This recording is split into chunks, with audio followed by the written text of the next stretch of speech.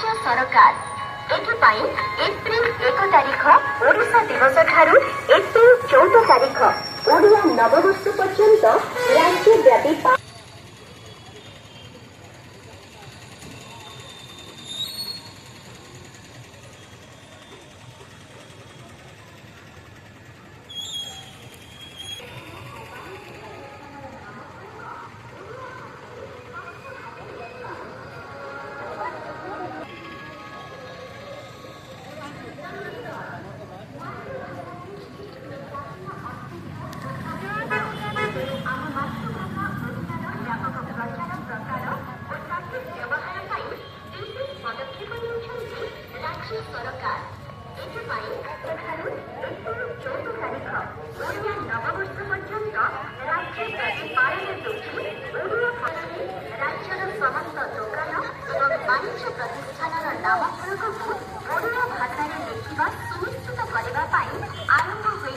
व्यापक अभियान